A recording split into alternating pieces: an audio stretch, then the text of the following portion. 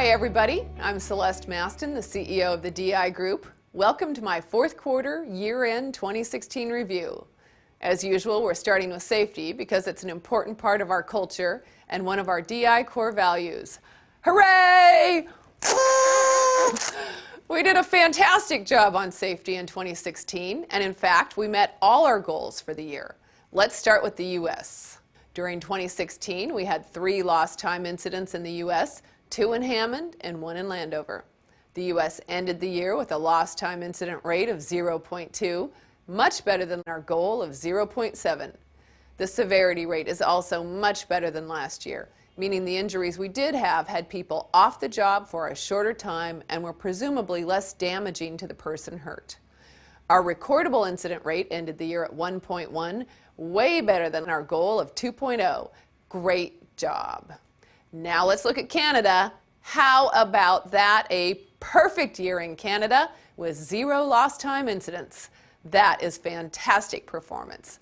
Also, the recordable incident rate in Canada is now down to 3.3 from 5.2 a year ago and lower than goal of 3.9. Absolutely great job by the whole group. That's how we stack up on our core value of safety. Let's talk about another important core value, passion. At DI, we feel that if you're passionate, you are energetic, committed, and focused. I know that I'm wildly passionate about this business, and many of you are as well.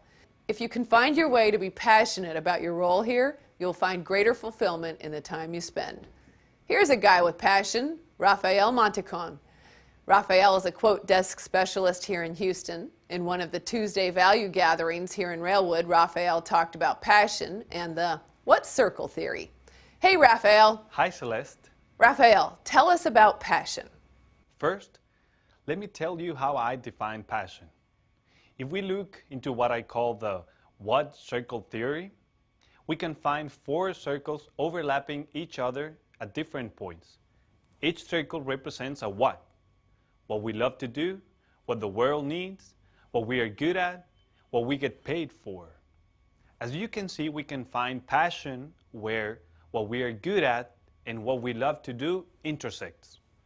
Think about that for a second and you will find how true this is. Passion is the combination of what we love to do and what we are good at. We all have a purpose in life, and our passion is an important driver that will help us fulfill our purpose. What makes me be passionate at DI is that I believe we are the leaders of the insulation industry. I believe DI is what Apple is to technology, Amazon to retail, Uber to taxis, and Facebook to social media. They are all leaders in their industry as DI is in insulation. Working as leaders in our industry should make us all very proud and drive our passion to work every day. Although passion lies within each of us, we have to choose to identify it and apply it in all that we do. This will lead us to find our purpose. Once we find our purpose, then we must communicate it in a way that drives decision-making and behavior. Something that can help you find your purpose is the golden circle. In the golden circle, the outside layer is the what. Every organization on the planet knows what they do. These are the product they sell or the service they offer. As we move inward on the circle, some organizations know how they do it. These are the things that make them special or set them apart from their competition. Very few organizations know why they do what they do. Why is not about making money. That's a result. It's a purpose, cause, or belief. It's the very reason our organizations exist. Leaders and organizations with the capacity to inspire, they think, act, and communicate from the inside out. They start with why, the core of the golden circle. It literally taps the part of the brain that inspires behavior. By focusing on the why first, we find purpose in something that we can be passionate about. At DI, we provide products and services that preserve precious natural resources and ensure the safety of individuals who work within the facilities we service. Don't ever allow yourself to tell others that you simply sell insulation.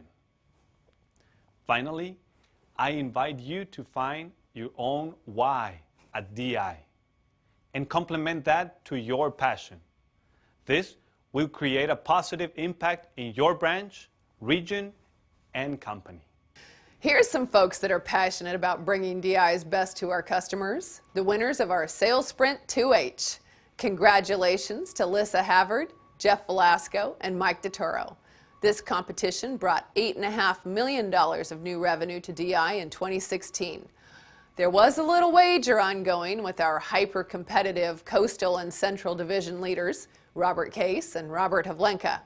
Robert Havlenka had 7 of 9 winners, including the large and small branch category winners, while Case had 2 of 9 winners, including the winner of the medium branch group. Officially, the overall win goes to Havlenka. As a consequence, Robert Case donned a tutu for our cameras. Now let's talk about our accountability core value. We've let ourselves and others down on this value as it relates to our financial performance. Our 2016 financial performance was poor. This was catalyzed by lower available volume in the industrial market due to constrained maintenance budgets in the energy sector. In addition, the rail business continued to decline as fewer crude-carrying tank cars were being made due to low oil prices.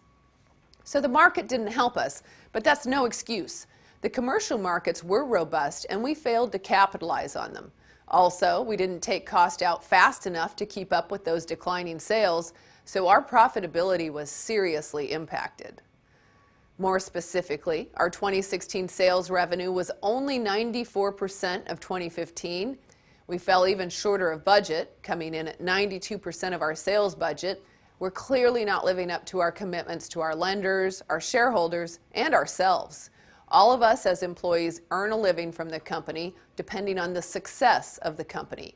Every employee's compensation is affected by our financial performance, and last year we turned in pretty weak performance. Let's take ownership and make our budget in 2017 in a show of accountability to everyone who depends on us. The keys for us to do better revolve around 2 things: scaling cost more effectively with sales and driving more sales. These will be at the core of our 2017 goals, which you'll hear more about in March.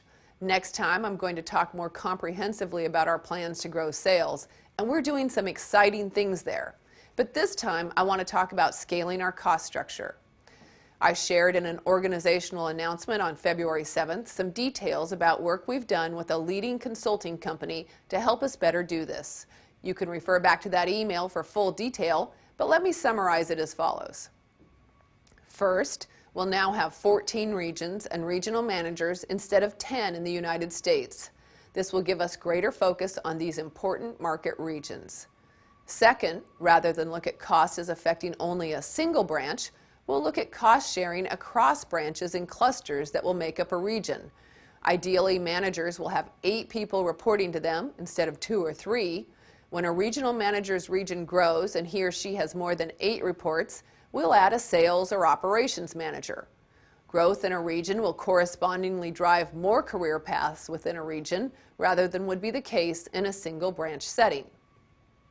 Third, you'll have more metrics available to you in 2017 and 2018 as we upgrade and standardize our processes. And finally, fourth, we'll keep our field support center team lean while shifting resources within that group to focus on critical improvements being driven in IT and fabrication. Having a consistent structure and processes in the future will help us integrate acquisitions more quickly and bring solutions to operational challenges faster. This structure not only provides for more flexibility to remove cost in alignment with lower sales, but it enables us to scale up more efficiently to accommodate growth. I'm talking a lot about cost, but we are essentially still a growth company, and we still have a need to double our size in the next several years. So by all means, DI will remain an exciting place to work. So you'll see some of these structural changes coming soon, or maybe some have already been implemented near you, and you'll see some changes taking place over a much longer time frame. Speaking of change, that's the topic for the DI Book Club this time. In fact, I'm recommending that you read The Shark and the Goldfish: Positive Ways to Thrive During Waves of Change by John Gordon.